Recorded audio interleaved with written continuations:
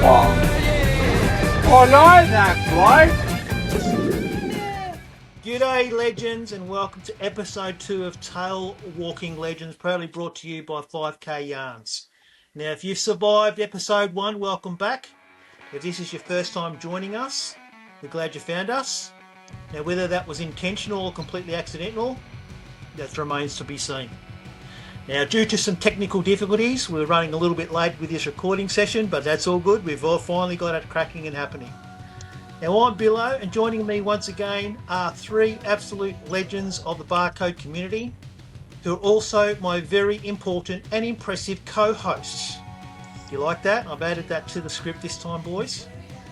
First up, we have this legendary man making his podcast premiere, who was actually AWOL from episode 1. The myth, the legend, Sir Koppo, or as we like to now call him, Uncle Cupcake.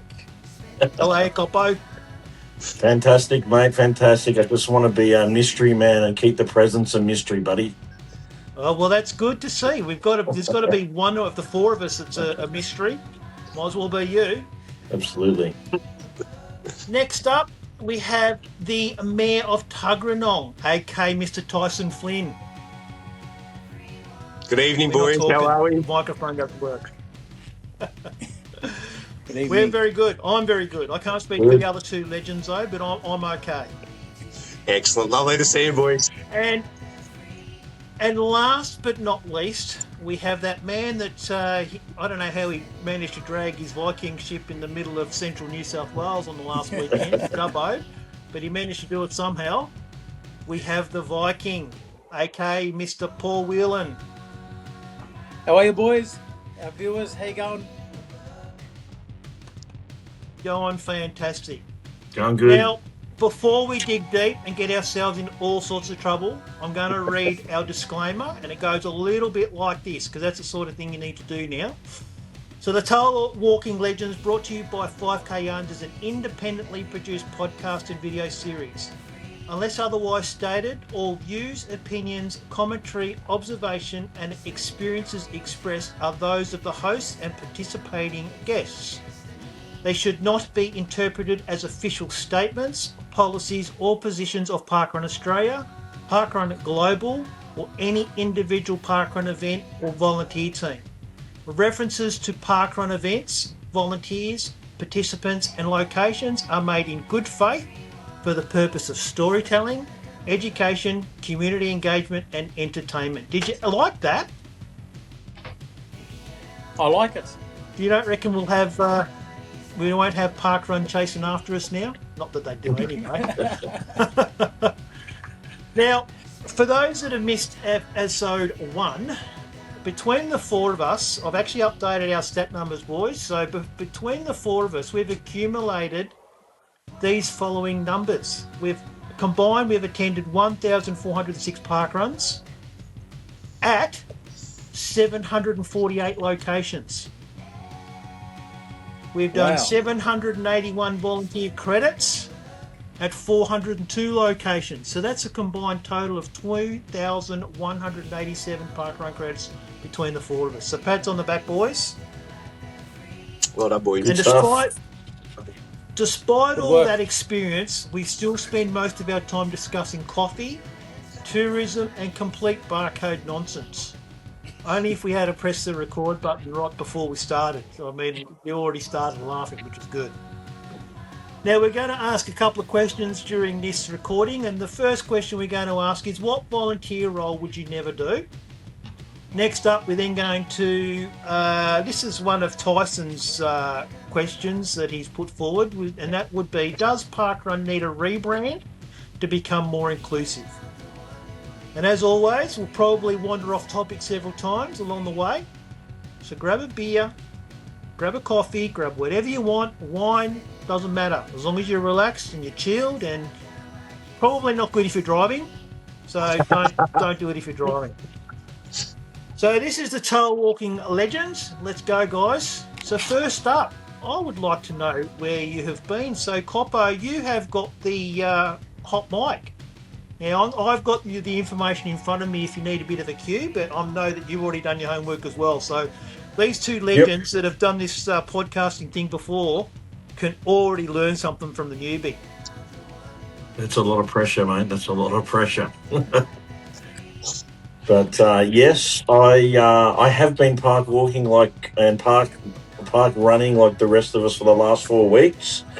I've started off with yesterday. I was at Cow Pasture Reserve in Camden, so that was again another tourism there. Very fresh course there, like as in the conditions. It was 1 degree when we started. So quite a cool day. Nice flat course, and that one for me was just a tail walk. Really good to be back on the volunteering side of things. So I had the yellow vest, so enjoyed that, and really nice flat course, and enjoyed that. And then after that, I went to the terrace near Newcastle. So that was it was a good course. I ran that one. A bit wet, a little bit of rain. Good course, kind of on path and a little bit on grass and mud. And Koppo had a tumble. I actually fell over. So I was going around the corner way too fast for this body,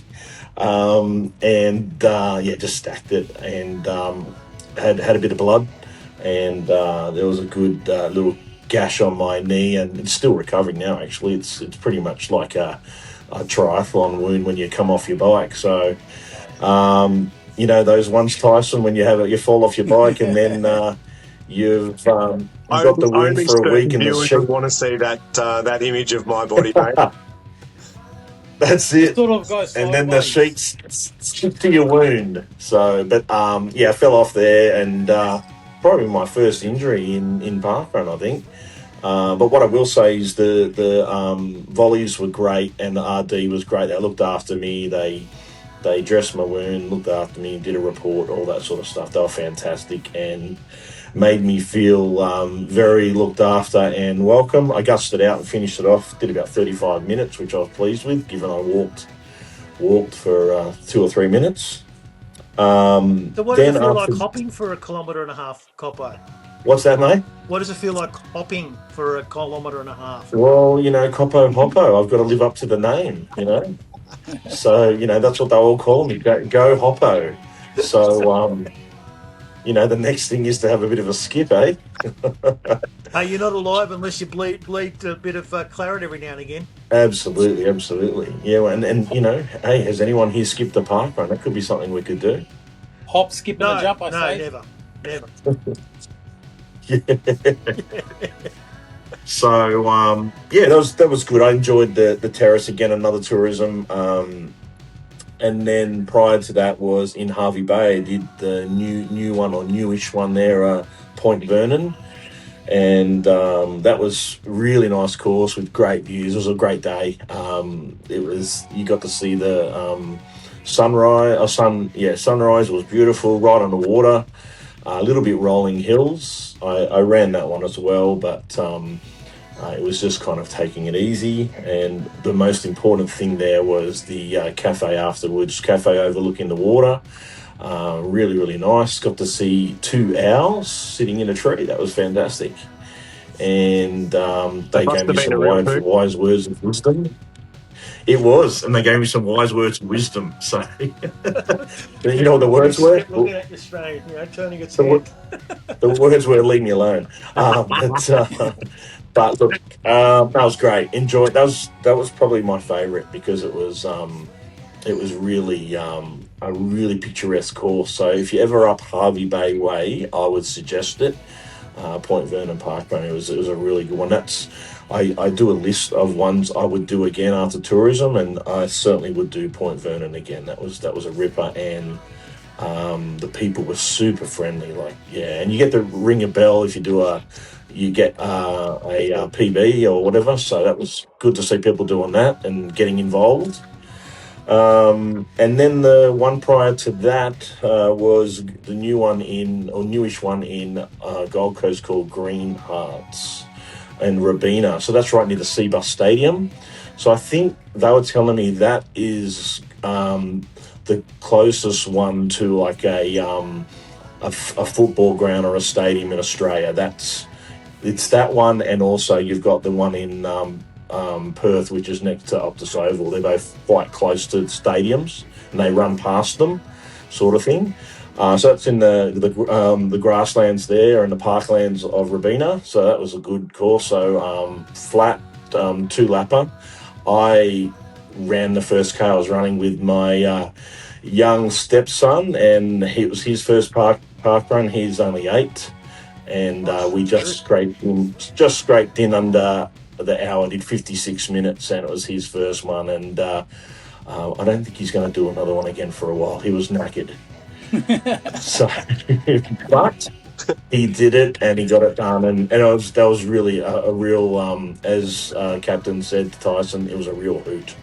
So really enjoyed that experience, and all of them are very good, and it's always good to do tourism. That's awesome. And you got one more just the end of last month, because we didn't cover that in the last one. You remember what one that was? Which one was that one? Park Lakes Wetlands, sorry. Park Lakes. Oh yeah, that was in Sunshine Coast as well. That's a new one up there as well. That was a bit of a dizzy one because that's 4 laps. So it was flat course again. I was tail walker on that one, and you're kind of next to this little lake or mini river sort of thing, and you do this loop. I said hardest thing about that one is trying to count your laps, because you're like, take those multiples. Have I done 3? Have I done 4? Checking Luckily, your I'm tail walker, so I knew if there's anyone behind me, I need to do another lap. So, but it has been known a few people have done 5 laps there. Really liked it. I was going to say, it'd stuff you if the whole lot of the guys up the front, but normally they like to do their cool down and they go out for another 3 or 4 laps. That'll throw you out. Yeah, it does. It does. But anyone running when you're tail walking, you know that they're doing cool downs. You know, they're not doing the park walking. So, but no, that was a nice course as well, and that got me pretty much I've done all the Sunshine Coast ones again, which is lovely. Oh, that's good. So the most memorable part of the last month for you, by the sounds of it, was your stepson's introduction to the parkrun community. That was a memorable moment, and also my favourite park run was the Point Vernon, because it was so scenic, and Harvey Bay is a great part of the world. So yeah, those 2 moments were one of my favourites. Oh, that's good. Awesome.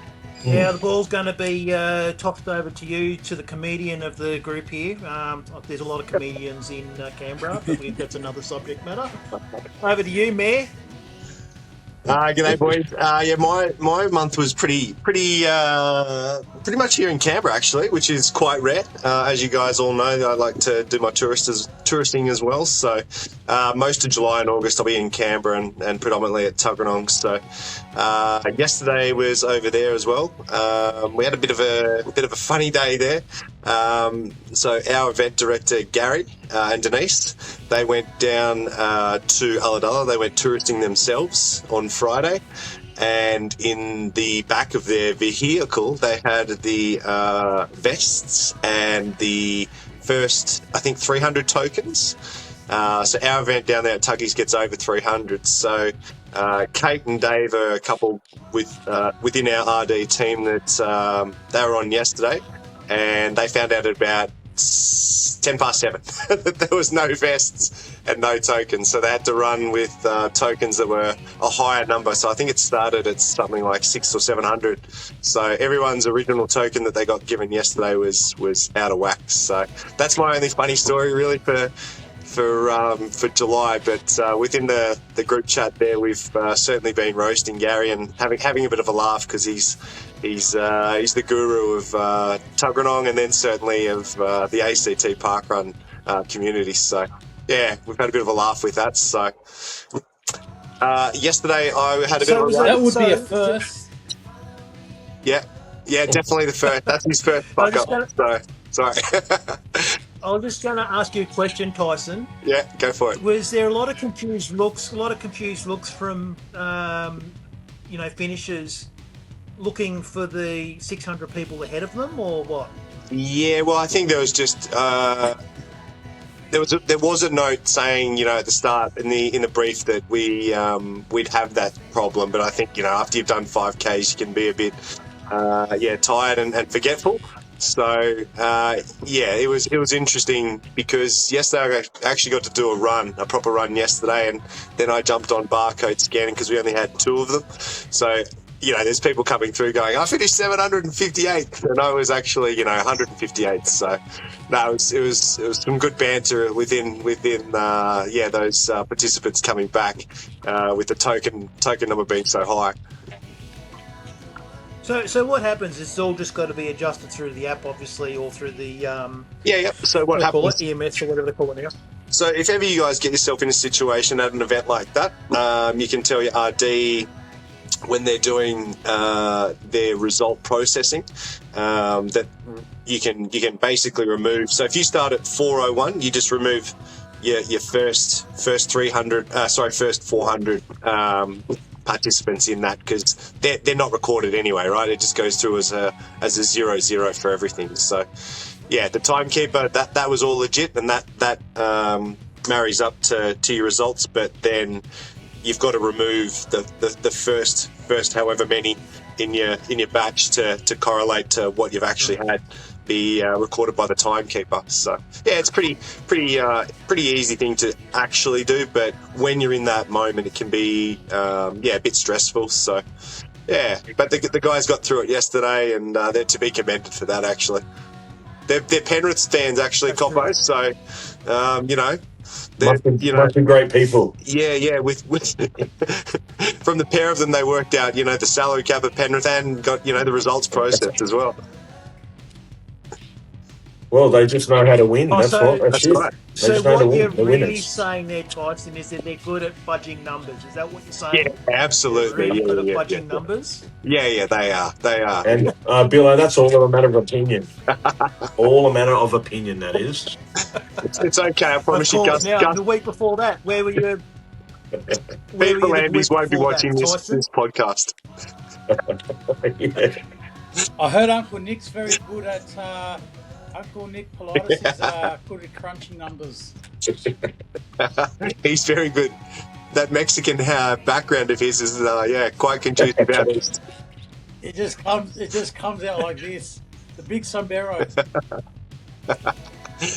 So the only one that I had this month that was a tourist was at Yamba. So Koppo, have you done that one? Yeah, good. Paul, have you done that one? Beautiful. Yeah, very nice. Yeah, it is nice. It's a double kind of out and back along the river's edge there at Yamba. Very, very pretty little course there. They'd had some rain in the week leading up, and that, you know, first section of the course starts on grass, so that was really the only thing that needed to be navigated, and there was no Koppo crashes, so that was good. But no, there, as Koppo was saying there with the other. Oh, how boring! I know. No, why would anyone want to go to that park run? No claret equals no fun, right? That's it. So, you know, you got to think of a story for the podcast, right? Yeah, I know. I have to come up with some BS one. Next month's one. Yeah, I'm already into August contemplating the story, the fabricated one. Nice. Yeah. Good to hear. So Yamba was good. There is one more I want to hit. Yeah, keep going. Sorry. I was going to say Yamba was really good. 7:00 start. So some of them there, North New South Wales, do start at that time. So I had to remember that and get there on time. But yeah, great event. As Koppo was saying there before with the couple of events he went to, that group of volunteers were fantastic. Small group, united group, and they see a lot of tourists there. I think probably 50% of that, what was it? I think there was about 50 of them. So half of them were tourists. So that was the end of the school holidays. So I think they were happy with that sort of number. So would you say that's also because of the letter as well, being a Y, chasing their alphabet? Yeah, of course, yeah. So people will be chasing that, of course, as we know within this little podcast, and the listeners would be quite aware of that. So yeah, another one that starts with Y. And yeah, the other two were just here in Canberra. One weekend I was fulfilling my RD duties, And the other one, I think I might have been. Have you got the sheet there, Billo? I think I was a turnaround marshal Yeah, and so photographer. there's a lot. Yeah, you're marshal and photographer for the first week in the month at Tuggeranong. Yeah. So, Yeah. but there is So one. There is one other one I wouldn't mind getting your view on, because I'm actually going there next week, and that's Alara Riparian Parklands. I'm a tailwalker there at the last week of June. I'll try and get it across quickly. It's a beautiful event, beautiful location, amazing volunteers. I'd say that's the best group of volunteers I've had this year. Predominantly, Middle Eastern, I'd say. So they were fantastic. But the course is a bit of a mess there. You've got a couple of sort of out and backs in and around the little pond there. Yeah, it is. So if you get the opportunity to go and at least look at it or sight it beforehand, or see a video of it for your own perspective before you get there, because if you're to go there and just go running, it can be a bit challenging. That's for sure. I think Paul and Koppo, have you guys been there? No, I haven't. Yeah, I have, yes. Paul, you been out there? No, beautiful bunch of people. It's a very beautiful course, but when you look at the actual course, it looks like a mess.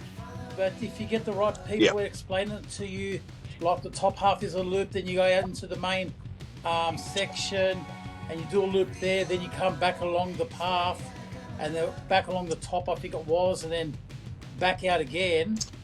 It sort of makes sense, but it's sort of a difficult course to explain to someone who's new. Yeah, it's very well marshalled and very well signposted on which lap you're up to. But again, like Koppo was discussing with one of those ones there in Queensland, you've really got to remember how many you've done. So if you're a tail walker like I was the day I went there, it can be a bit challenging. Or if you're that sub 20-minute runner, you don't know the course, it'd be challenging. But if you're in that sort of mid pack, I call it that sort of, I don't know, anywhere 25 minute through 40 minute, then you're going to be all right, because there's going to be someone in front of you that you can certainly follow along. But if you can see if you have a look at my Strava or something and just see the way that it goes, it is challenging for the first time. But beautiful event. Yeah, and that's one of the reasons. That's one of the reasons why I like doing the reviews I've been doing. Just to explain the course and just do a retake on the retrace or the trace of the GPS or Strava. So that's always good. So I'll go and do that. Thanks, Tyson. So what would you say would be the most memorable part of last month would be? I actually think it was yesterday. I mean, I was going through the notes there just before regarding what we're going to discuss tonight, and when I first started doing parkrun, I'd run it really, try and win it, and then come back and do barcode scanning. So I was doing barcode scanning again yesterday after a run, and I'd forgotten just how much interaction you have there as a barcode scanner. So everyone's come back, they've achieved what they wanted to do for that morning, what they'd set out. And just getting to see everyone, at that finish point, and having some fun with them as they're coming through. And as I said yesterday, it was the dog's breakfast yesterday with the tokens. So that was good. And we had a lot of first timers there yesterday at Tuggeranong. So I guess the RD and the previous ED in me sort of said, congratulations, well done. It's a big thing to go out there and do your first one. We look forward to seeing you next week, or we'll see you in a month's time if you go and do a couple of other events, or bring your friend along, bring your dog along, bring your neighbour. Just sort of get that ball rolling in, getting them there consistently. So even though it's their first one, so making sure that they feel comfortable and welcome. And I think that's the challenge for any newbie to parkrun, is huge to for them to keep coming back. And I mean, what's the secret ingredient there? We sort of touched on that a little bit in the last episode, and no doubt we'll probably continue to discuss that type of thing. Look, it's a challenge. I mean, to me, I think it's more about engagement in that space, that people will come back if they're going to be engaged. If they're not, and that engagement could happen in a couple of ways. Could be happening in the sense that they've come along there with a family member, a friend, or whatever, and they've got that, I guess, that support conduit behind them to keep them interested and keep them involved. I think the challenge are the ones that go along for the first time by themselves, just to check it out and just to see what it's about. And if they're not made to feel welcome and so forth, I think that's really the secret for the success of any parkrun, to be honest with you. So no, that's good. Good recap. Now, Mr. Viking, over to you, mate. You have had a pretty full-on 5 weeks by what I'm looking at. Just a little bit busy, yes.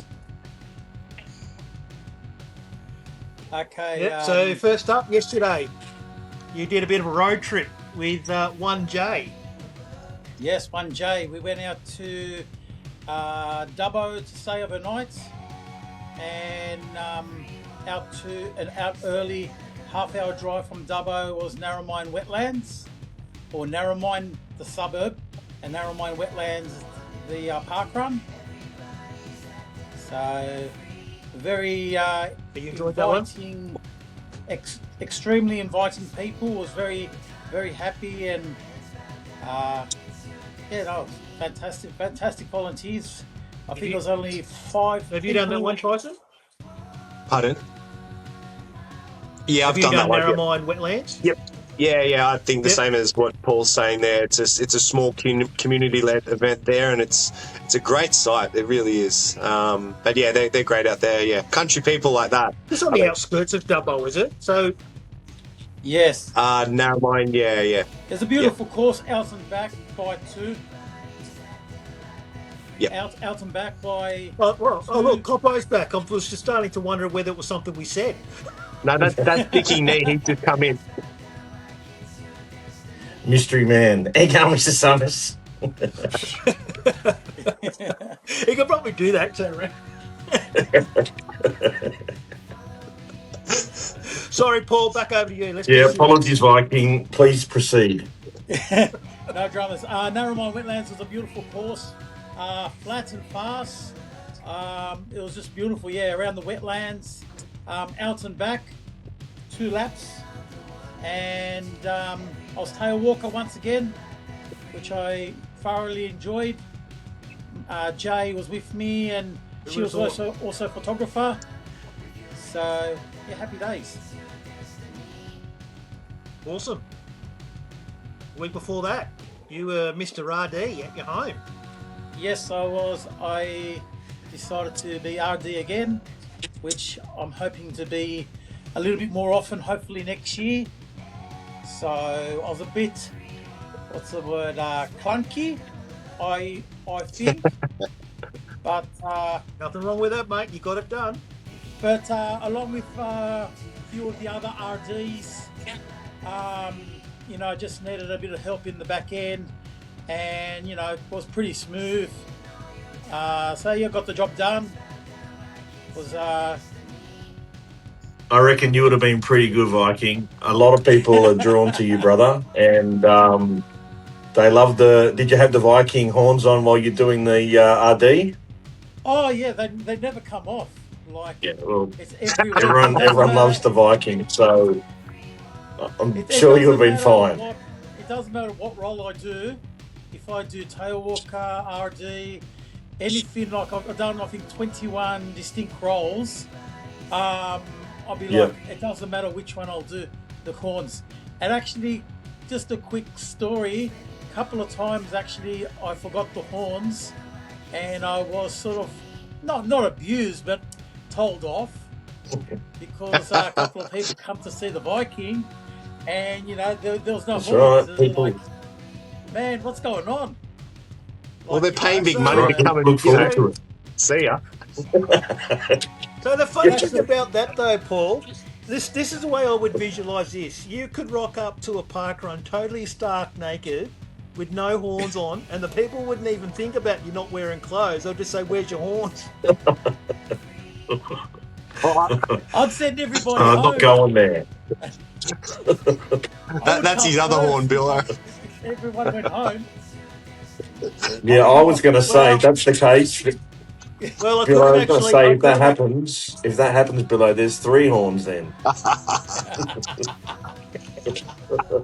Well, that almost goes along with a line with how he started out his conversation about his run directing, and that was it was something that Tyson said about being smooth in the back end. I mean, come on, Sky, seriously.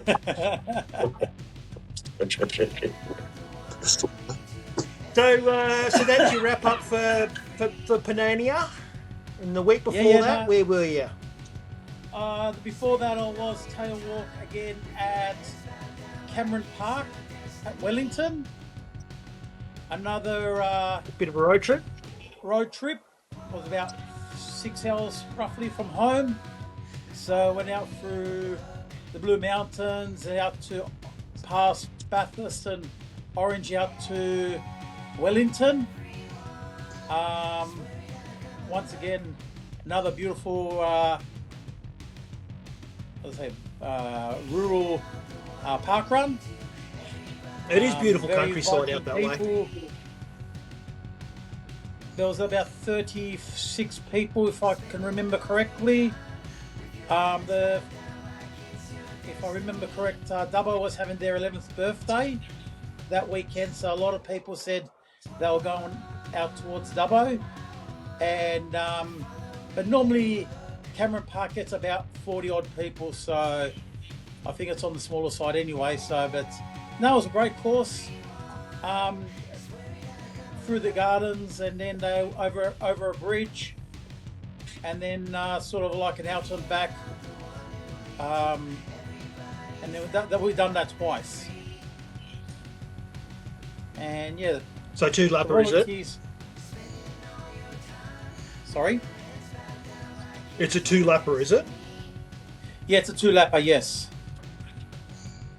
Yeah. That's beautiful. Went to breakfast afterwards with the gang, and it was fantastic. Really, really enjoyable. Now the next one was week 1 of the month. Now I was almost tempted to go down to Rebel Sports and buy a Wilson volleyball. Were you chasing a Wilson number? Another Wilson number marked off, yes. Yeah, slowly marking the numbers off, getting the job done, and so I'm not sure what number Wilson I'll be up to, but yeah, I think it was 88 or something, whatever it was, ticking the numbers off.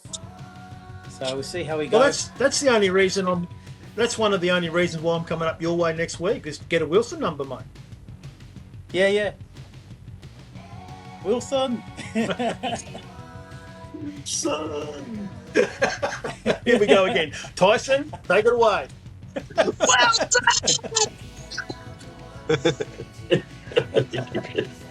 And the last week of, which was the weekend after the last recording we did, was in a bit of a fresh place, not far from the captain, the mayor. Yes. Remember where that was? Jindabyne. Yes, Jindabyne. So the long story short, we went down to Canberra, family weekend in Canberra, and it was like, I said to Agnes a little bit earlier, I go, you know what, let's go down on the Friday so I can do Jindabyne. And a bit of and an and then we jumped in the car early or late Friday, went down to Berrendale, and we stayed overnight there. When we got up in the morning, it was -5, and it was thick ice on the windscreen, absolute frozen. When we hit parkrun, it was very fresh. It was very cold. When we started, it was 0 degrees. But lucky you've got a beer to keep you warm, mate. This time you're in Canberra. Oh no, this keeps me warm. It's very keeps me warm. That's good. That sounds like a very good wrap up. So what would you say that would be the most memorable part of your last month was? Driving out of Canberra. I mean, it's hard to say, but being frozen in Jindabyne was great because Agnes came for a walk with me, so that was fantastic. But even Cameron Park and Narromine Wetlands were beautiful park runs too. So, but yeah, RD Panania, you know, learn a little bit more. So maybe being frozen at Jindabyne. You know, I want to go redo that course, maybe in the spring or summer to actually see the lake, because it was extremely frosty. So Yeah. everyone tells me how beautiful the lake is. They've reverted their park, course so, back but, to the lake one, haven't they, Paul? It's a double out and back behind the caravan park there, isn't it? Yeah. Yeah, which is good. That's correct. The one that they went and moved up to, I think it's like the cross-country track one that they had. Yeah, it was horrible. So I'm glad they're back down there now. Yeah, not nice. Yeah, no, Is it a flat course? Is it a flat course, Viking? Yeah, it's fairly flat. There's a couple of inclines, but nothing really. I mean, Agnes walked it, so she enjoyed it. But Agnes is hilly. You know, there's a slight incline, you know, along the way, but it's nothing really too much to be afraid of. Yeah. Cool. No, that's good. For the best part, Koppo. All right, so moving on, I will give you my quick recap. Yeah, sorry. Keep going, Tyson. Oh, I was just saying, Koppo, it's pancake flat, really. Like Paul was saying, there's only sort of one little bit of a hill in there, so you'll love it when you go there. If you like Paul was saying, if you get there that sort of spring or autumn time, it's magnificent. If you've got clear view across Lake Jindy's unreal. Yeah, nice. Sounds good. So for me, my wrap up yesterday, I went to Torquay. You done Torquay, haven't you, Tyson? No, next year actually. I know you've done Port Arlington, so that was the first one that I'm going to talk. Will be the last one I talk about, but it was the last one I did. End of June. So Torquay, it's basically an out and back. You go around a couple of loops, 100% gravel, a little bit undulated, not too challenging. I think it's about 24, 25 metres of elevation gain. Magnificent view right out across the bay. Now the interesting point, and I guess the storytelling bit of this, is that it could have actually been a Z parkrun for Victoria. Wow. A lot of people don't realise that it actually sits on the bay that's the town of Torquay and the front. So the what would you call it? The bay. Yeah. Which is where obviously the parkrun is. It's actually called Zeally Bay, Zeally Bay. So it could have actually been a Z. So be interesting to see whether they've got a bit of pressure put on them down the track to change that. I doubt it, but you know it's always been Torquay. You know they've lasted 390 plus park runs under Torquay's name, so I can't see them changing. But really, look, and I'm going to touch on with something you said, particularly from the last episode, Tyson. Even though it's a bigger community down there, and obviously depending on the time of the year, they still had 170 finishes yesterday, and weather wasn't too bad. I wouldn't say it was freezing cold. Didn't have rain or wind or anything like that, so it was really quite perfect. In summertime, it would just absolutely explode. I'd hate to think the numbers they'd attract in the summertime, and I could see why. It's just such a picturesque, ocean view. Just seeing the waves just coming in all the time. So very, very good course. A week before that, I went to the Far Lap track, parkrun, down at Braeside, and that was it's good to be able to actually do a bit of research on that particular facility, and a bit of research around Far Lap, and only trained there for a short period of time in the 1930s, almost 100 years ago now. So unbelievable, isn't it? But such a legendary horse.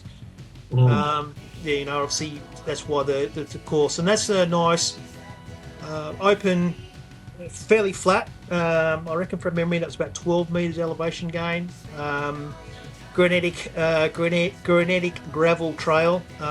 Tends to drain very well. Definitely got some spots there which I think would pull puddles if you had bad weather. But very, very wide paths. Just massively wide. It was almost like a road. It was unbelievable. The week before that, both myself and Just a Lyra quick went question down. there, Billo. Yeah. Quick question on the Far Lap one. So, did you end up having a good gallop out there? I was tail walking, mate, so a little bit hard. I Stop don't Okay, walking around, necessarily so look Koppo. when the tail walker actually. Such a long face, Koppo. I was just going to say, well, obviously because he tail walked, he had a big heart out there. That's Whee! it, mate. That's it. That's it. So I think it would look a bit odd if I didn't want to actually get some speed up, and I've got all these people that I'm overtaking wondering, well, hang on, what the hell's the tail walker No, doing? fair enough. Might I try look, that one. Might the, try that someday and see what people's reaction would be. I think it'd be quite comical, actually. yeah. Look, the reality is you were odds on favourite to be tail walker out there. 100%. I was Calendar. 100%. Well, put it this way, I've actually replicated one of the facts for Farlap. His very first race finished dead set last. So there you go. My very first There you go, time the there's a connection there to tail Farlap track, I finished last. That's it. That's it. That's it. Now, the week before that, Lila and I, we spent a couple of nights down on Phillip Island. Now, that is just an absolute magic parkrun. It's actually on Churchill Island, which sort of, as you're coming across from, let's call it the mainland, going over the bridge onto Phillip Island, Churchill Island is just immediately to the right. And it's actually got a bit of an interesting history around that one as well. And, you know, I did a feature on that on the videos that I do. So the history with that is Highland cattle. Like, they've still got Highland cattle grazing on there, but it's such a magic facility in terms of, so you're basically some out and back, 2.5 k's out, 2.5 k's back, obviously. Fairly, it wasn't really that flat. It was a bit undulating. I can't remember what the actual elevation gain was, but it was just granitic gravel. There was quite narrow in parts, but certainly, I guess, the visibility and so forth for people coming towards you and so forth, be plenty of opportunity. And I don't think they get massive numbers there anyway, looking at it. So I think when we attended, we were only the number that they had, and that was their 11th birthday. And that was good because I also was a photographer as well. Actually, no, I wasn't even tail walking that day. I was actually photographer for Phillip Island, so really quite enjoyed actually taking the pictures and recording the memories of people, and it was really good. The week before that, I went to Victory Road Reserve. I was going to say that main photo that you posted there with the selfie frame. It's unreal, absolutely unreal. Yeah. So, look, in all honesty, I mean, there's quite a number of there, and I'd have to say, you know, for you guys, if you're coming down to Victoria, I'd definitely put Phillip Island on there. I'd have to say it would be one of the top scenic, almost ocean views, 100% of the time. I think it's quite protected too, because you basically start on the western side of the island. You end up walking around the northern side in an anti-clockwise direction, coming down. You start on the eastern side and you come down on the western side. So I think if it's going to be pretty rough weather, you're going to cop it on that western side. But yeah, it was just really, really magical parkrun. I'll definitely do it again for sure. I really enjoyed it. The week before that, I did Victory Road Reserve Parkrun. Go, Tyson. I was going to say it for hand up. Yes, Matthew, I have a statement to make. We'll be down there in Feb, so if you can hold out then, that'd be great to, come and have a yellow vest session with me down there, mate. Look, I'll definitely do it again for sure. Yeah, so, I'll spend you that privately. Yeah, no, definitely do it. No, I'll share my plan. My people will share my plan with your people. Okay, how does that sound? So, for the third time, are you right now, Tyson? Can I get on with it now? Proceed. Good, excellent. Just wanted to check. He is the mayor after all. He is. Someone's got to chair this group. So for the third time, for the third attempt, third time lucky, as they say, Victory Road Reserve. So that's on the southeastern suburbs of Melbourne. Now, the interesting story behind this place, up until 2019, it was one of the largest dumps. So refuse area, garbage, dumps, tips, whatever you want to call it, for Melbourne. And they've done a lot of work in obviously repatriating it, and they've literally built a big hill. So they've obviously enclosed most of the garbage underneath. It's still there, obviously, with a clay layer, and then they've built parkland all around it. The interesting thing, which, and I didn't even think of it when I got there, and if it wasn't for one of the regulars actually saying to me, you see these little concrete structures with a bit of a chain mesh fence around them, and they're random sizes right around the actual course.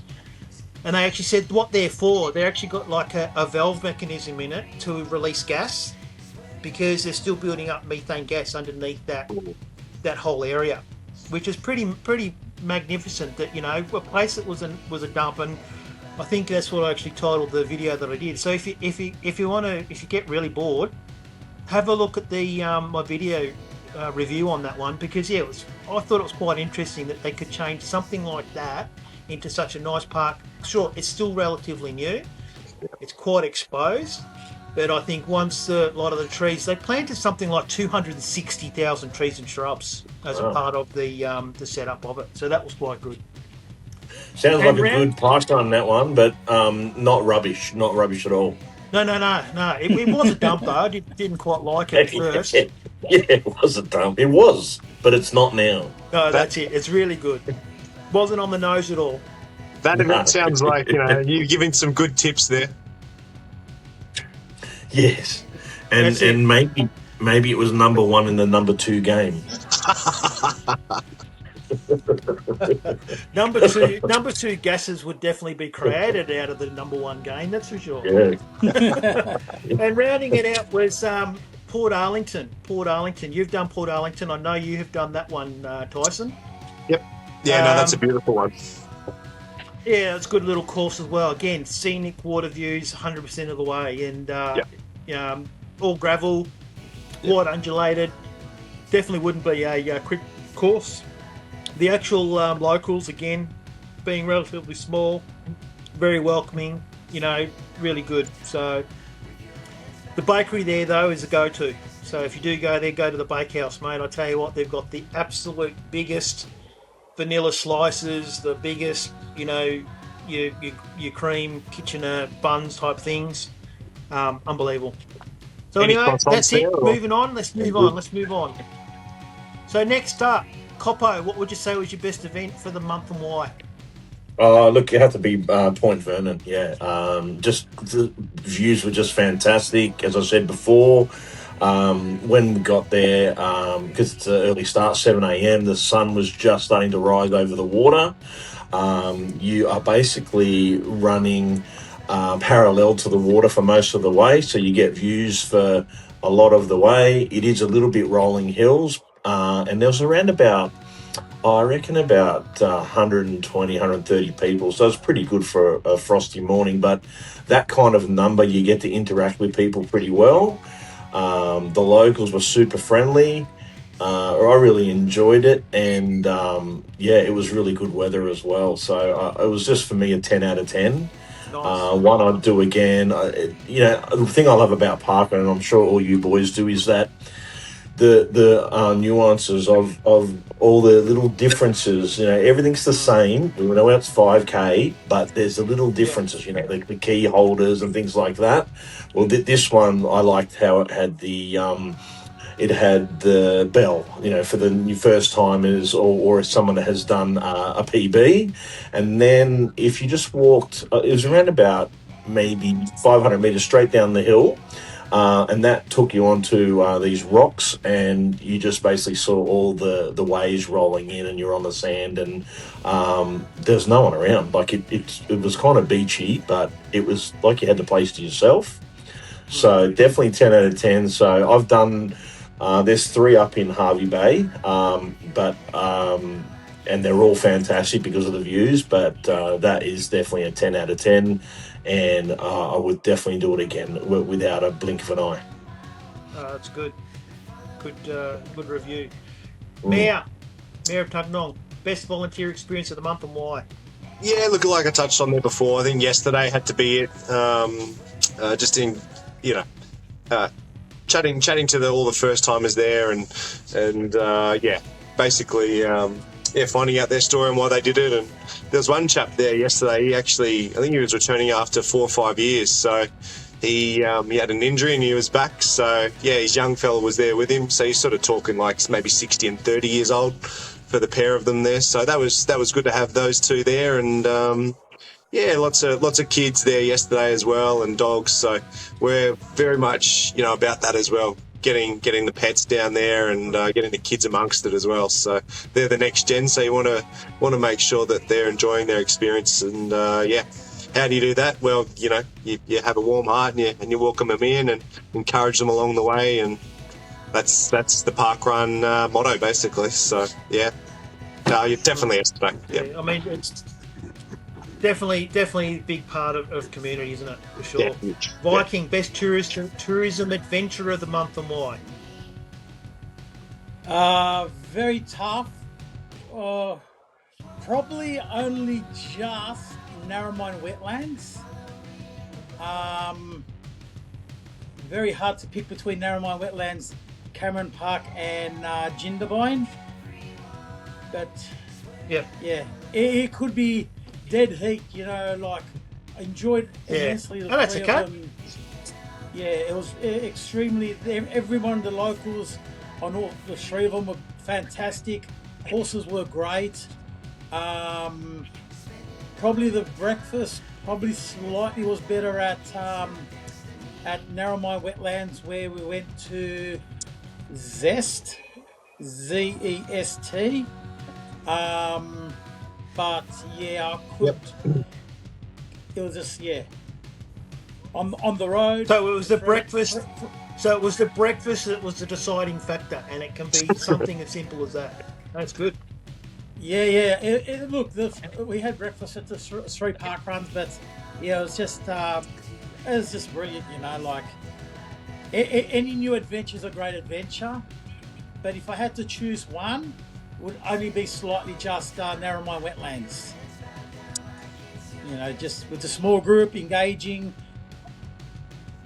Where we lost BILLO. No, I'm back. That's all right. It'll just do. I'll just have to put two together. Don't know what happened there. Yes, I'm back.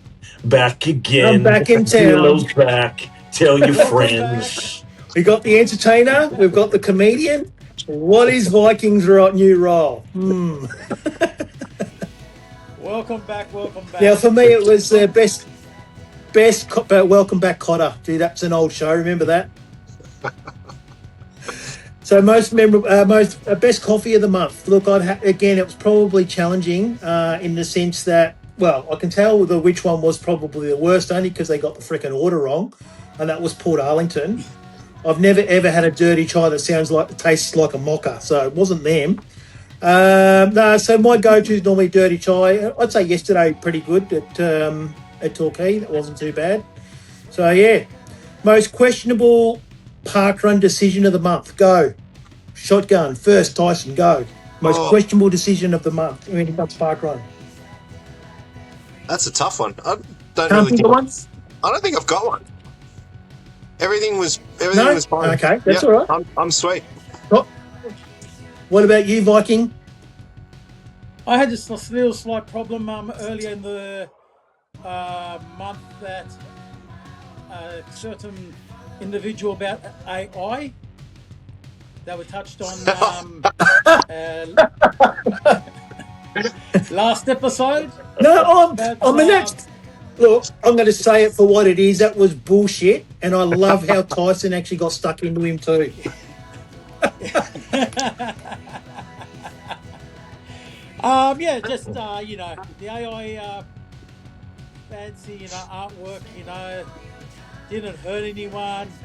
It was a part of parkrun. It's to do with parkrun, and it's just crazy. It's just, something that's going to be with us. Don't get me. Yeah. I'm shaking my head because don't get me started. I mean, look, out of principle, I won't post anything to that group anymore. I just won't. Yeah. So anyway, that's just crazy. One of those things. I haven't said anything on this before. But I'll say one thing and one thing only. all the stuff coming out of that particular incident says more about the person than you, Vikings. Simple as that. 100%. Yeah. I would never hurt anyone or attempt to hurt anyone or even to write anything harsh. You know, like I just say as I say would say it. And That's why I that's the backed you up last too, thing mate, I because would we're do all to in it do together. anything or, you know. Hmm. Yeah, we're all in for one, 100%. one purpose, one reason, you know. Yeah. So simple. Look, do you know what? I would love to. How about I get him on here as a guest next month and ask him why he doesn't like AI? How about I do that? No, you know what would be funny is if you actually had an AI picture of him on here. Look, I can arrange that, but then it's just not worth it. And look, Koppo, you actually summed it up really nicely. By the feedback and what people were saying around that post says more about him than it says about Paul. So Yeah. and It's just a people aren't mirror. stupid. People know who it drove that decision. And the thing that I find, and this is a conversation I've had with Tyson, and this is why Tyson went and got stuck into him as well. There's one other person that's a part of. So as far as I'm aware, there's 4 admin right on that page. The other 3, you very rarely hear anything. They don't hardly say anything. I don't know why. Let's call it maybe the sheep mentality. Let's maybe call it a case of not wanting to say the wrong thing to upset people. Yeah. But for them to be an event director of a particular parkrun location, and for them to allow it to happen on that group on that page, to me, it's hypocritical. And I'm going to call it out for exactly what it is, and I don't care whether they come after me, because that's just purely my opinion, right? Yeah. So anyway. Sorry, Paul. I'm glad that I gave you that question. Jeez.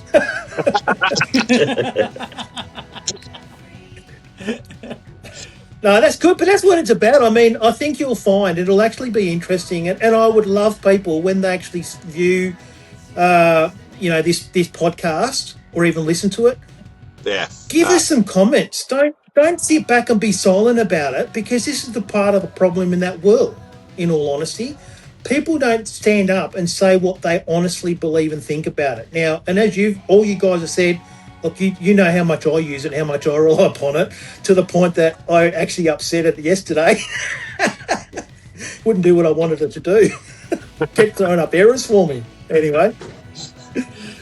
So, I mean, that's just it's just the nature of play. So what about you, Koppo? Most questionable parkrun decision of the month? I wouldn't say a decision. I'd just say just an interaction. I was emailing a particular parkrun about doing the Tailwalker role, etc., and it wasn't taken at the time. And then they came back to me and said, look, it's been full, happy to do these other roles, which are like, the token saw and all that, which I'd love to do, but day before Sea the Surf, I want to just do a walk. And it just seems like they're not that keen to offer me another Tailwalker role, which I thought you were meant to do. As a former any volunteer anytime. No. Yeah, so I haven't been knocked back, but I've been given other roles, but not the Tailwalker or Parkwalker roles. Yeah. By a certain so that's all. By a certain parkrun, I was actually asked a few questions. Have I done the parkwalk before? My Tailwalker before? And I said yes, on a lot of occasions. And have I done that course before? I said a few years back, and I think they didn't like that response, and they actually rejected my application for Tailwalker and said that I can do something else. And I said, I sort of had a little fight with them. Not fight, but a little disagreement. And I said, okay, whatever it is. But they end up putting 2 other people on with me, so I don't get lost, because they said that people get lost on this particular parkrun. And there was this. And actually, still on the day, they still wanted to have a few words with me to say why you know, like, was I good enough to do tail walk? And this is going back a couple of years, and so. Yeah, it's a bit. In a way, I think that's okay. In a way, I think it's okay because I reckon they've had a problem in the past. Someone got lost or something happened. But at least they still offered you the role. Yeah. But So maybe the solution to that is actually better mark the course. But, you know, they normally have one tail walker, and that day they had 3. So, and also a couple of months ago, I was told no more tail walkers at a certain location, and they actually put me on by asking the other individual person if they can allow a second tail walker to be with them. So it wasn't the RD or ED's decision. Look, I bet it's...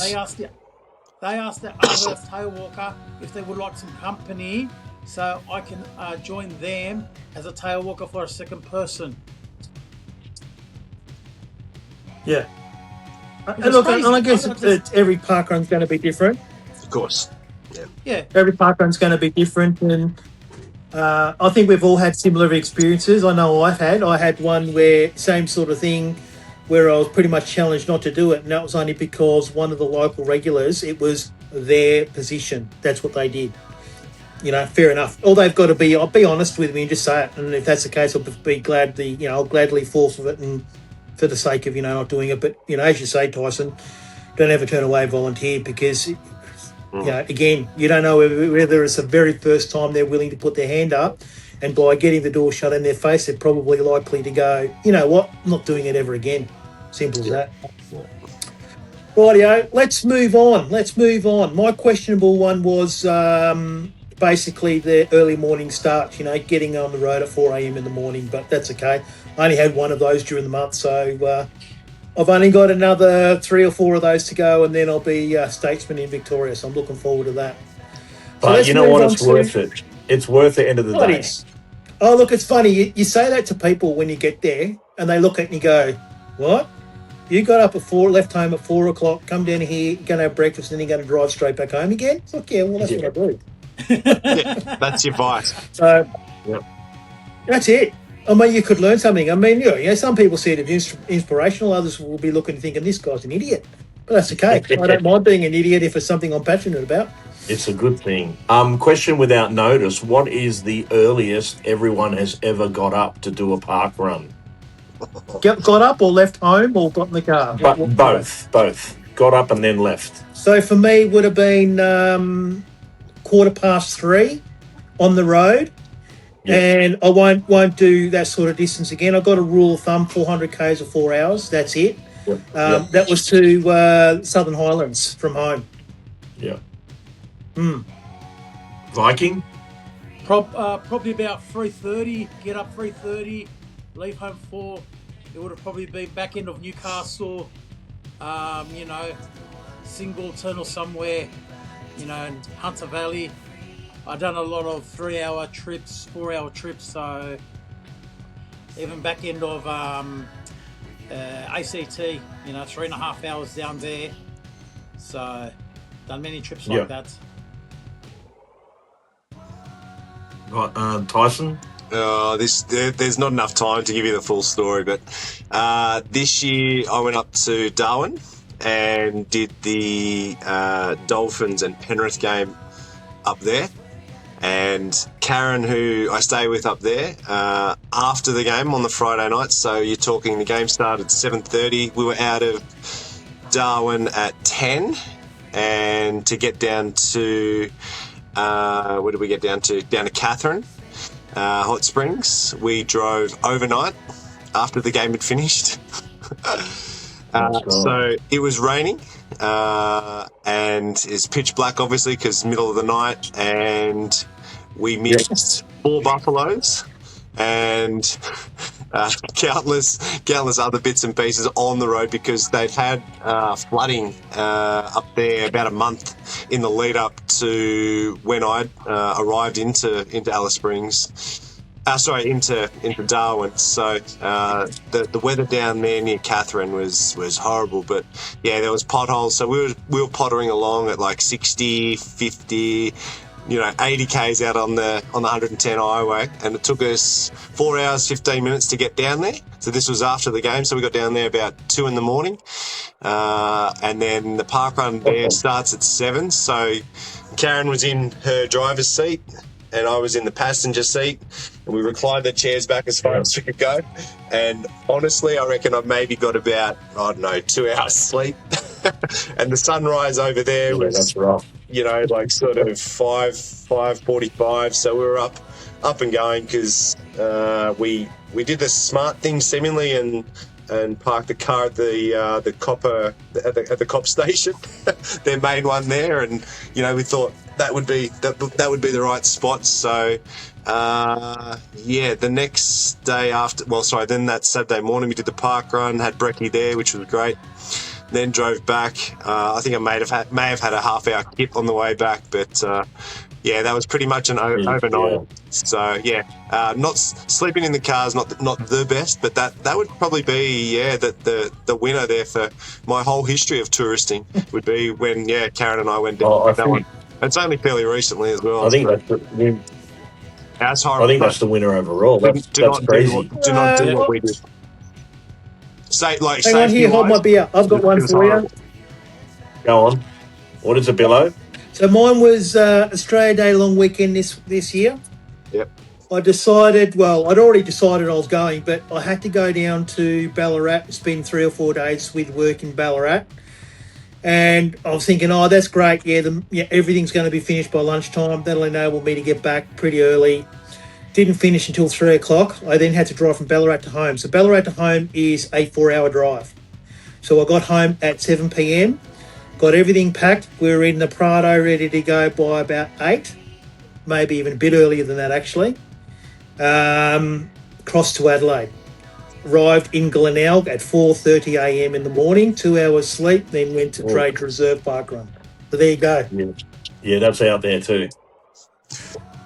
Hey, you don't call yourself parkrun tourists if you can't do things like that. That's for sure. Yeah. All I can say to all you boys, including myself, problem. What problem? Right, let's get on to the serious debating part of this. So a couple of questions. First one up. Now, this one is one around volunteer roles. And first up, Koppo, you can go first. What volunteer role would you not do and why? Yeah, looked at this question, and a bit of a loaded question, this one. Looking at this one is I would do them all, right? I don't have a problem with any of them, but first of all, just to clarify, I haven't done all the roles. I've done 12 different ones. I know Viking and Tyson have done quite a few more. So I'm still yet to explore all the other roles, which I will do in due course. But there are some I just prefer less than others, that's all. But I certainly would still do it. I guess for me, it's just a token sort of. It's not, that challenging or that interesting, but I know that it needs to be done. So I would do it again, but that's probably the one I like the least best. Yeah, okay. No, that's fair call. Now, Tyson, most difficult volunteer role? They're only as difficult as you make them. Koppo was just saying there with token sorting. So the three of us will go and do that, on a Sunday when I'm here in Canberra, and it's the most tedious one. They're all got to play. So all the volunteer roles play a role. So that's the one that Peter Pullman wouldn't see during the week because he's too busy looking at his AI. But it does consume a bit of time. We've got a little process there at Tuggeranong where we've got a board, and then people will put the tokens there on the allocated hooks, dependent upon where they've finished, of course. So that's the most time-consuming one. I'm very lucky. I've done all the roles except sign language support. So RD would probably be the most underrated one. There's a lot that goes on for that during the week, and then if when you're finished, you think that's it. It's all over. It's all rosy. You've had no incidents. HQ are happy that the results are in. There's no incidents. Then you still got to do the photos. Then you still got to do the run report. Then you got to get your volunteers sorted for the next week. There's a whole range of things in there. So it's probably the largest one, along with your volunteer coordinator, to get the damn thing ready for the next week. So you finish when that tail walker comes in, but you're not finished. Yeah, you go through until the start of that next one, or when you're doing your run brief the next week. So if you're doing back-to-back RD weeks, just continuation of that stuff during the week. So I'd say the most time-consuming actual one is your token sorting, and the most underrated one's definitely RD. Because basically Viking, most underrated volunteer role, you reckon? Yeah, I agree with Captain, Tyson. Basically, I sort of know what goes on in the back end of the RD, but basically you just start your process almost at the back end, because like he said, you got to prepare everything for the week after, or the next person that comes along, and make sure there's enough people to do the roles. And so like setting up beforehand it's not easy, but it's quite easy to set things up and to go along doing the RD, but the back end is always a lot more to process the results and your photos, and then get enough volunteers through the week to make sure it's smooth again for the week after. So it's more on the back end, to make sure you got everything correctly done, and so everything can run again smooth. A lot of people, and that's the thing, a lot of people don't realise what is involved in being a run director. What sort of stuff you're responsible for and what you've got to do. So it's pretty full on for sure. Yes. Now, for me, I've sort of been wrestling with this one for a while, and I guess one aspiration I've had is to be an ambassador, okay? And the question I would ask is, could I ever be a parkrun ambassador? And this is my spin on this. Now, at first, my answer would be an enthusiastic, absolutely. I love parkrun, right? As you know, I've travelled thousands of kilometres chasing different events. I've volunteered in a range of roles, founded an event myself over in South Australia, and now spend countless hours obviously producing videos and podcasts and celebrating the people and the communities that make parkrun what it is today. But then I started thinking a little deeper about this, and I'm not sure I'd be very, very good at being an ambassador, okay? And this is the reason why, right?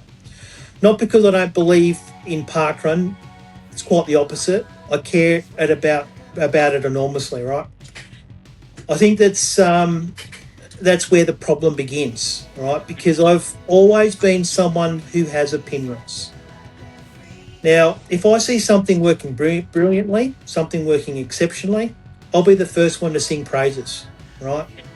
If I think something could be done differently, my natural instinct is to ask questions. Not to try and create conflict, but because I genuinely enjoy a good discussion. Hence the reason why we're doing this podcast.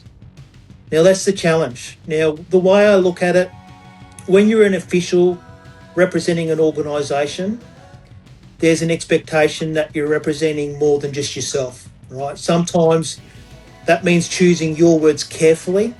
Sometimes it means having a conversation behind closed doors rather than in public. Sometimes it means accepting decisions you may not completely agree with, because you're representing the organisation as a whole.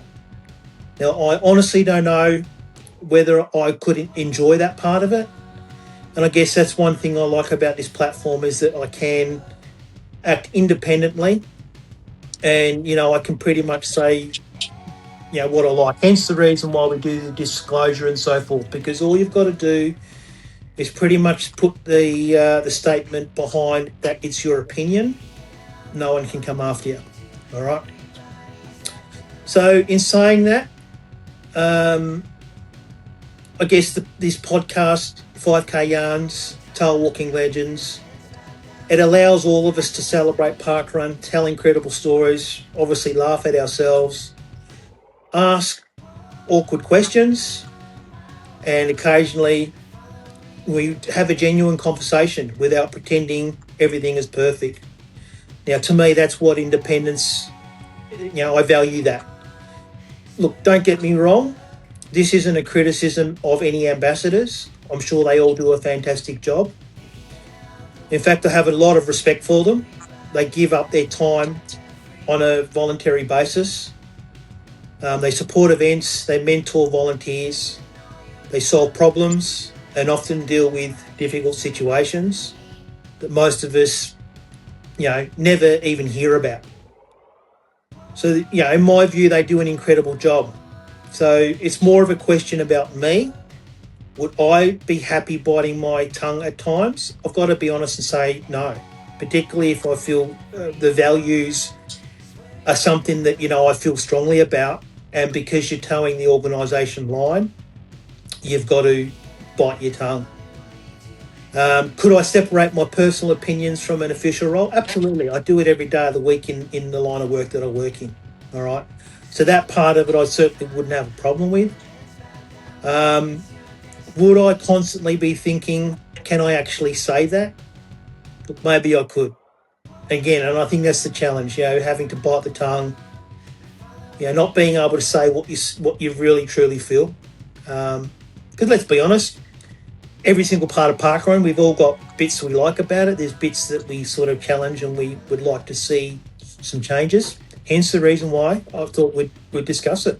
I think it's valuable to have that sort of insight and get different views. And I think organisations, and not specifically just parkrun, but organisations don't do that enough. They don't get the opinions of the people that, represent them and understand, the way they operate, understand their culture, all that sort of thing. And I think that's something that really, from a learning perspective, I think that's something parkrun could probably be better at. All right. I think they too much. We just hear too much silence. We hear too many crickets from top level down, from top level up. Sorry, down to basically your ambassadors roles. I'd even say even event directors. You don't hear much. It's those ones that generally don't agree will be the ones that'll be vocal, and the next thing you know, they all get a bit of a kick in the ass, because that's what happens. So getting back to where I'm at, I don't think I could do it purely because I would struggle at times wearing that official hat. Even though I've actually applied for an ambassador's role, haven't heard anything back. And the ambassador's role is really in the social media space, where I really think that would be a role that's governed by policy and privacy and that type of thing anyway. So I would have no issue being a representative in that space. So, that's pretty much my spin on that. So don't know what your thoughts would be, but I would love to represent parkrun as an organisation. They just do so many positive things for people. I mean, I've heard so many great stories of people, hence the reason why I thought about establishing this podcast in the first place. So, what are your thoughts, guys? Yeah, good one. I think it's a good. I haven't gone down that path yet, but I think it's something I'd like to do at some point, because parkrun is ever evolving, as are we as individuals. So, but I certainly hear what you're saying about your views. It could be a conflict of interest. If you with your podcast and all those sort of things. So, you'll know when the time's right to do it. But like me, I'll know when the time's right, and that time's not now. I'm loving the tourism and being free, because you're kind of free without a role like that. Yeah, and that's why I'm categorically really happy with the fact that guys like yourself bring your experience to this forum. We're open to have opinions and views, and we can have a bit of banter and a bit of a chat around it, because essentially, isn't that what we should be doing in life anyway? I think we're just too goddamn serious at times. 100%. Yeah, I agree. I've reached out to do become photographer, ambassador there, and I have heard back from them. I know some of them up there in HQ. It's just a timing thing. They've got them full at the moment, so that's what they've told me. Whether that's legitimate or not, I'm 43. Got plenty of time. If it comes, knocking on my door this week, then so be it. I'm not going to go chasing it again now for a little while. Similar sort of sentiments, I think, there, Matt, with what you're saying. But yeah, if they have my details essentially, so if they want me to come and help, then that's cool. If not, then I'll just keep rocking and keep going. Oh, I think what we're doing in this sort of forum and this sort of presentation and talking about our experiences in parkruns, we're living life as true ambassadors to parkrun anyway, because 100%. we're constantly planning our next Saturday around what we're going to do, where we're going to go, and just think about the number of friends. And let's be honest, none of us would have known each other if it wasn't for parkrun. Simple as that. I go to this Catholic bar in Sydney. That's where I probably would have met Paul. Actually, there's this nice little Catholic bar there, or club, isn't there, Koppo? I don't know. You're telling the story, buddy. Catholic bar. I don't know about athlete, but I wouldn't have met Tyson and BILLO, but Koppo, we're brothers. We go right back. But parkrun brings us. You meet friends and friends for life. Absolutely. You know what I mean?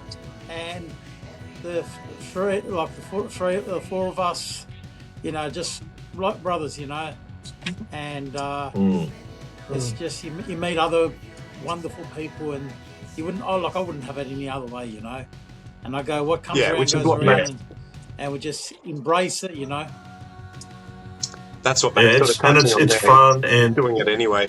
You're spreading the gospel of parkrun and what it's about, and you're putting your little touch on it, and it's not a definitive actual ambassador role, but you're preaching out there and you're connecting with community and with people, and making life more positive, as Matt sort of indicating there. So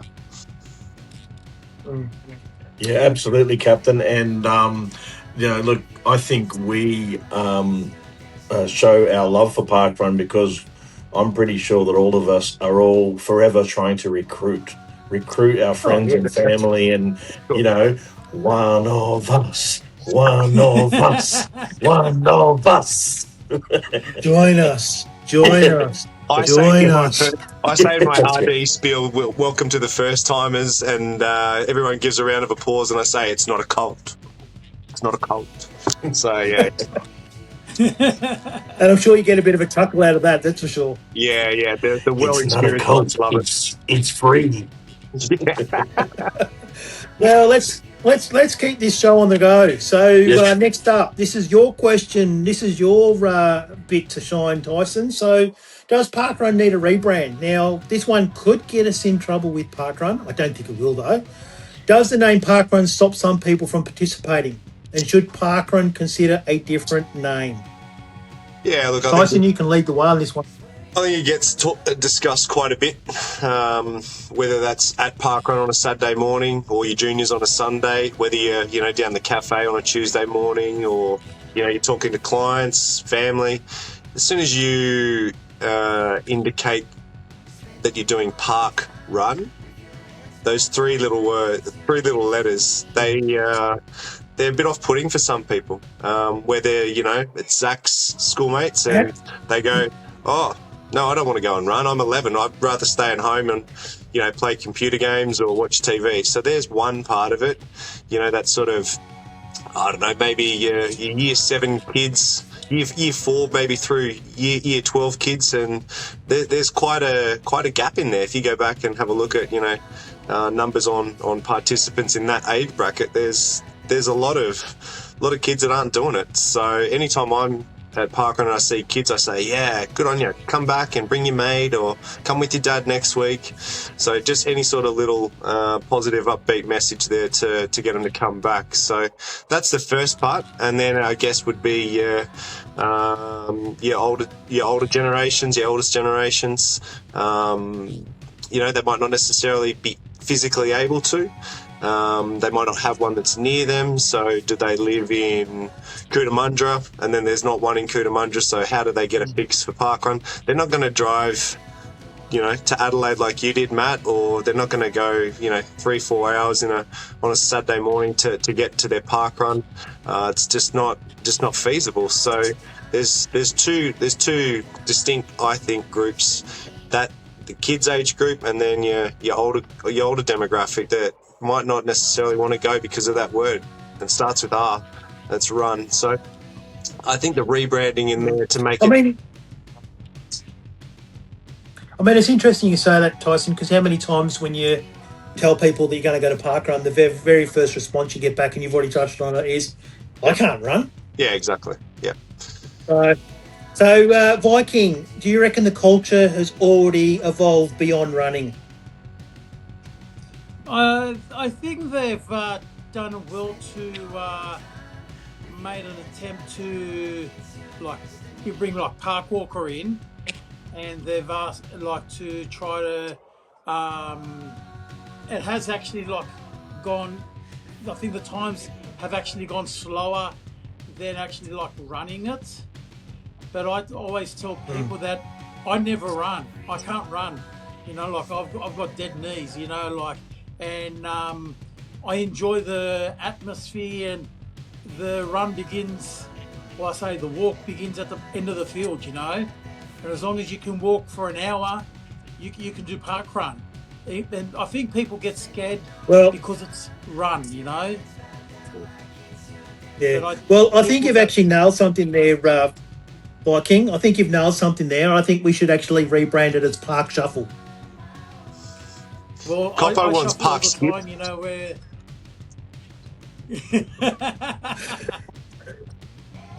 Yeah, no. And I'll take my card and I'll skip everybody. Reverse. I don't know if you can change the name because it's been around for a long time. No. But yeah. I think we just try to bring out the word as much as possible. If you can walk for an hour, you can almost possibly do the park run. Even though it says run, you can still walk and shuffle and, get the job done, Yeah. Look, it needs to change to that thing called that Saturday morning 5K activity. Maybe. I don't know. I've got an idea. Why don't we call it Park Move? Park Move. Park Milk. Move. Look, there's no wrong answer. You're moving, and you can be sponsored by Oak Milk as well. Park Move. That's your best one tonight, Koppo. But no, in all seriousness, I think you could have a name change, but it just kind of depends on what that change is. Yeah, and they're going to come out. And I think it really triggers back to the reason why. Go, Tyson. I was just going to say, if you're going to come out and say, in a month's time, well, we're going to rebrand to Park Move or Park Fun, and it's going to start on January 1st, 2028. You give people enough time. Why can't they change it? Yeah, I like that too.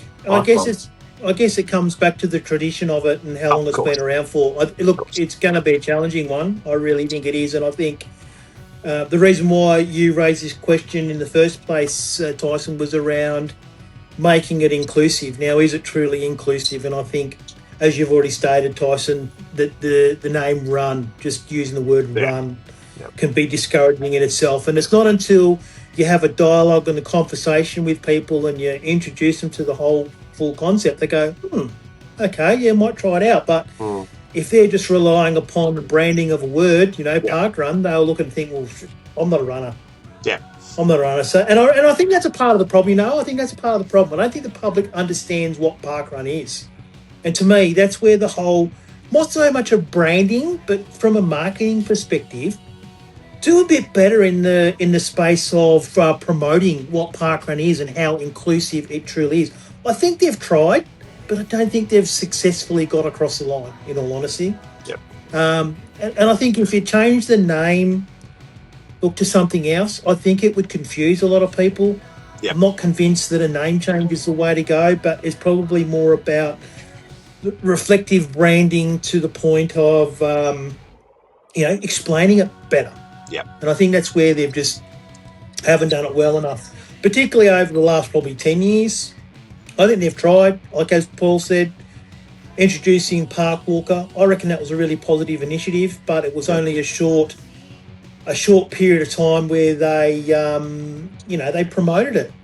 And I mean, again, the other aspects with that, it was up to the individual events whether they wanted to opt in or opt out. I mean, how many events have you heard of where they've actually said, "Oh, yeah, no, we don't do park walkers"? Yeah, heaps. There's a lot. Yeah, heaps. So that in itself is going to be a discouraging factor, isn't it? Yeah, and the question's why you bring it in the first place. Yeah, well, that's exactly right. Exactly right. Now, just some quick questions to finish this off before we go into the wind down stage. Viking, favourite post-parkrun breakfast? Any breakfast is a great breakfast, as long as it's got bacon and eggs, a few sides. I love the banter afterwards. I love the breakfast, so I'm all good for anything. Yeah, I'm easy. Yeah. I think, Sounds good. Mayor, Tyson, most underrated parkrun you visited? Oh, most underrated. It's very tough because I've done a few and I think all of us there. Well, while you're thinking about that, we can come back to you. Koppo, volunteer role everyone should try once. Quite simply, got to be Tailwalker. Yes! 100%. 100%. Now, for me, and then you can finish the round of question up there, Tyson. I'm going to say, what event deserves more visitors? Look, I think it's any event that struggles to get people to go. I've gone to some really small ones and they've been absolutely awesome communities. Fantastic. And the one that's probably the most recent one was Pyramid Hill Golf Trail Parkrun. Fantastic. So, yeah, that would be me. Tyson, back to you. Underrated parkrun. I should have started. Or do you want to pass? Go past. Yeah, just pass. Let me come back to you in the third podcast. I'll come back to you. Eddie. Want to ring a friend. Now, what is, and I'm going to ask this same question to everyone. So, one parkrun myth you'd like to bust? I think we've just touched on it. I agree. Yeah, I think that's probably the big. What you're going to say. That's the biggest one. We've just touched on it. That would be mine. Now, more than a run. Now, the last bit to finish this off. Everyone knows us for parkrun, but one thing I would like to ask you, right, and each one of you, before we finish the episode today, let's learn something about one another that you didn't know, right? So it's got absolutely nothing to do with parkrun. Tell me one skill, one interest, something about you that no one knows about. I'm going to go first. I can play the drums. I'm a drummer. That's nice. Boom, boom. That's right on beat, BILLO. This man's on fire. That's why we missed him so much in the first one, Cop. I reckon it made the banter just so much more banterful. Ka-ching. So anyone else? Are you just still thinking? What is a hidden talent? Hidden talent. Could be a hidden talent. Could be a hobby. Could be a job you've once had. Could be an embarrassing childhood story. I'll do a hidden talent. It could be a collection. It could be like your toenail collection or something. All right, a musical instrument, which I've just said. Favourite movie? could even be your biggest fear, or a weird food that you love. That would be down your alley, Koppo, I would think. Yeah. Oh, look, I love them all, but I'll include two of them into one. Right. Dream Holiday is basically traveling around all Australia in a caravan, doing every single park run. All right, I'm pretty sure we've all got that one. 100%. And my hidden talent, which I think Viking knows, but you definitely don't know this, Billo, and the viewers certainly don't. I can do the sound of a dolphin, so.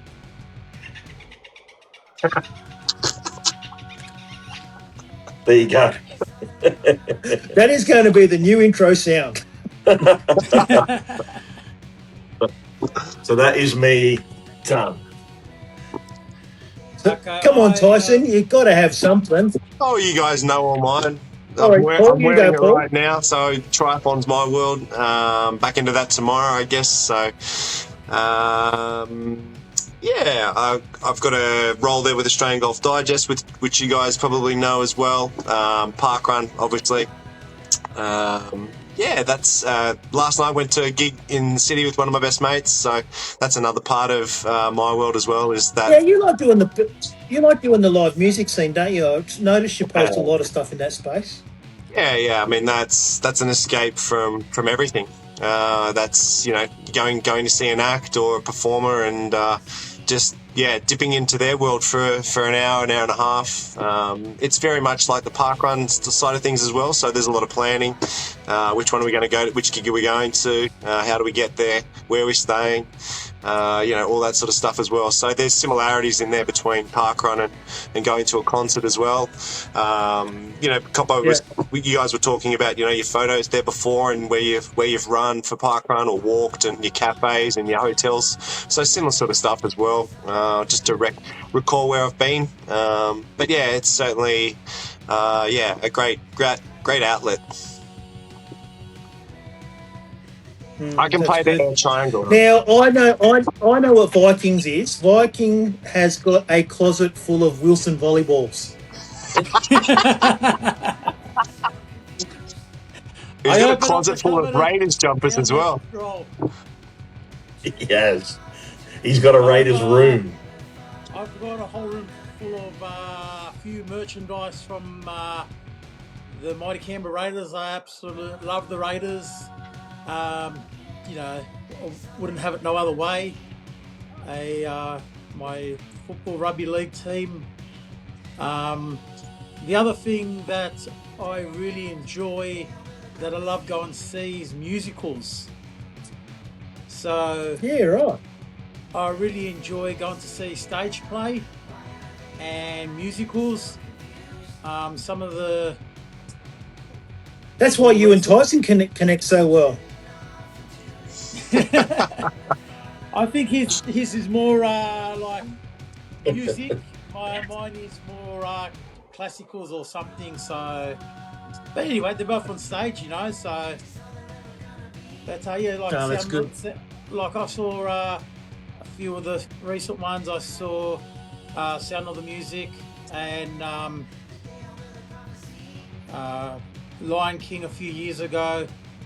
I like to see any of the stage plays. So, obviously parkrun is awesome. Top number one, but just whatever rolls around, enjoy life. So it's crazy to think we've been recording now for almost 2 hours. So that's just how easy this gig is. So it's great. So I think we should wind it up because no one will be interested in listening to a 2-hour podcast or watching it unless they want to break it down. Maybe I should do a part 1 and part 2. Anyway, I'll consult with you guys offline about that and you don't need to ask. But I do want to wind up. Now I do want to wind it up. Now, while we've been spending plenty of time having a laugh, talking all things Parkrun Day and sharing stories from around the country, there's also a serious side to our community. Our very own co-host, Paul the Viking Whelan, is taking on one of his biggest challenges yet, which is the UNICEF Australia's Dusk to Dawn 2026. So on Saturday, 21st of November 2026, Paul will walk an incredible 42 kilometres overnight through Sydney, raising funds to help UNICEF continue its life-changing work for vulnerable children around the world. It's a challenge that perfectly reflects the man himself, strong, resilient, determined, and always willing to put others before himself. Now, if you've enjoyed Paul's stories, his sense of humour, or his passion for parkrun community on the Tailwalking Legends, but also if you know him, obviously, in the flesh out there in the parkrun world and you've actually come across his path, would love it if you could get behind him. So every donation, no matter how big or small, helps make a genuine difference. So obviously there you can see the image. So there'll be an image on the screen here, which Paul has got off his mate, Mr. Pullman, to generate for him, off with AI. And no, but seriously, so there is a link. There's also a QR code there, which will take you to Paul's fundraising webpage. So from all of us at the Tailwalking Legends, so Koppo, Tyson and myself and the wider 5K Yarns community, good luck, Paul. Thank you very much. Viking, we'll know that you'll conquer that longest night and you'll definitely do it one determined step at a time. All right, so it will be my you first, can do this, mate. You can do it. It'll be my first marathon, 42 Ks. I've never done 42 Ks before, so obviously it'll be a big challenge. And obviously, if I can raise a few funds to support an absolute wonderful cause, everything I can do to make a donation, make it, just to help someone else out, just to help someone else out. So I've already locked. Yep. I've already locked that date into my planner, so I'll be coming up there to support Paul through that, and I'll be doing park run that morning at Paul's home park run. So looking forward to it.